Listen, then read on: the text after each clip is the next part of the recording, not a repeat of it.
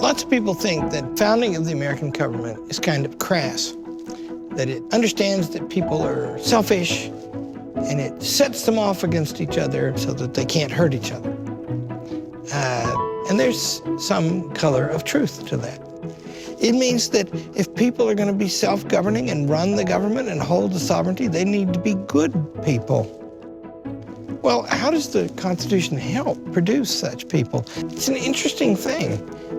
The purpose of the government of the United States is to protect our rights, our freedom, all of that. That's surely true and powerful. But also, it's interested in our character, in building our character, in helping us to be better. And George Washington claims, speaking words that were actually written by James Madison in his first inaugural, that if we become better people, we will be happier people. You have to think for a minute about these founders. Because before they were founders of a political system, what did they do? How did Alexander Hamilton get to know George Washington? Through the war. They were warriors. They conquered, right? They signed a document, they put their name on the line, and they fought a war, and they won it. And the implication in all of human history is that now they're going to get to rule. They're going to be the kings in the court. There's a story, and it might not be true, and it might be true. There's evidence both ways, which means you don't know if it's true, really. I would rue the day that anybody proved it didn't happen. And the story is that King George III could not be brought to call the peace conference after they had given up after the Battle of Yorktown. Because, you know, my wife is English, and I adore her and her country, but we did really kick them pretty hard there in the Revolution. One of the ministers says to the king, "Sire, we have to call a peace conference." He'd lost the new world. Think of that. You understand, by the way, there can never be another new world. We know the world now. We have to go some other planet, I guess. And the king, he's got to be thinking, isn't that awesome? We've got all of that, and then they lost it all. He said, reportedly, George Washington will not know how to be a king. They will want me back. You see the assumption? He conquered, now he's the king. That's how it works, right? And the minister is reported to have said, I understand that he has resigned his office and gone home. And the king said, if that is true, he's the greatest man in the world. Which he was, by the way, for that reason. When you get all that right, then it emerges that you have to set it up in some way so that it won't collapse of its own weight.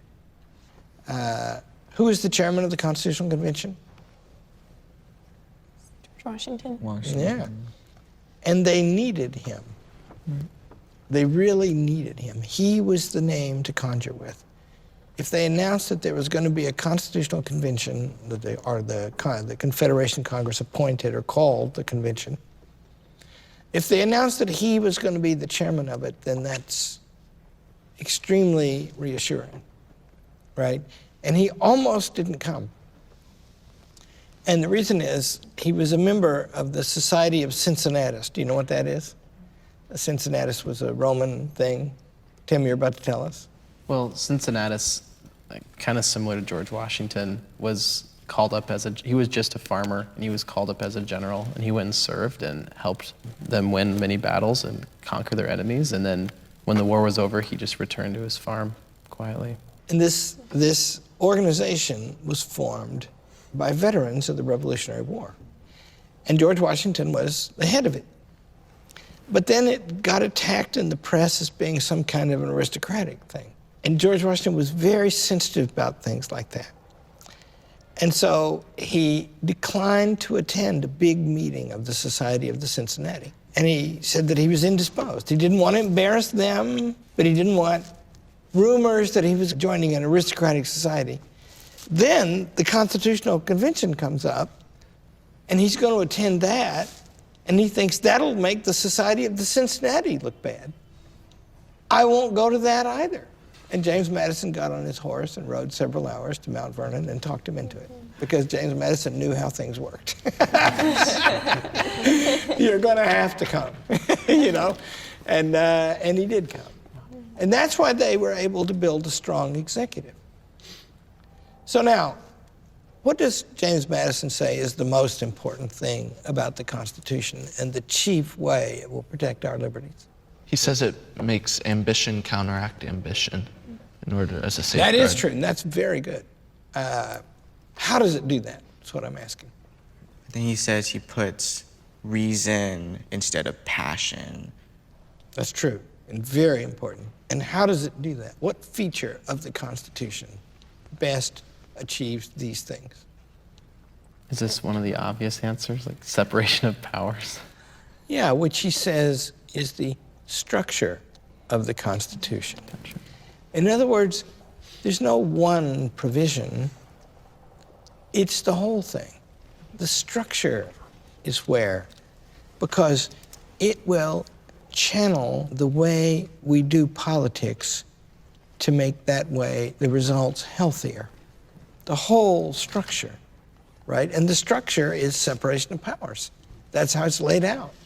And when he gets ready to justify that, that's where he talks about the order of the human soul, which has to do with the arrangement of rationality and passions. It's worth adding that Madison didn't think, and the great philosophers don't think, that passions are to be banished. What you want is terribly important. And it's terribly important that you want the right thing. And every choice you make is a combination of thinking and desiring. And if you practice making choices well, you will come not only to think better about how to get the right thing, but you will want the right thing. And so the Constitution in its structure is devised to engender the correct cooperation between reason and passion. And that in your own lives, you need to do that. Very much need to do that. A little short lecture. There are two kinds of virtues in the greatest book, in my opinion, ever written about ethics. The first book, Aristotle's Ethics. And he says in there that there's two kinds of virtues, doing virtues and thinking virtues. And doing virtues have to do with what you want. The doing virtues are three, the prime ones. They're courage and moderation and justice. We'll take courage and moderation. Courage has to do with pain, and moderation has to do with pleasure. And the virtue is the right disposition toward those things. You have to want to do the brave thing. If you want to do what Aristotle says is the beautiful thing, the action that is beautiful to behold, if you want to do that, then you're courageous. But if you do it, like charge the enemy when there's no hope and no advantage to it, then you're a fool. You're imprudent. And it's not really a beautiful act then. It means that it takes thinking too. You have to be able to figure out what to do. Pleasure is the same way. To attempt to forego all pleasure would be foolishness. You'd be giving up friendship. You'd starve yourself to death or something, right? But we're talking about here about a structure that channels the public control of the government in a way that encourages good character in the people. And the person they pick to be the chief executive is the person everybody thought was the greatest character.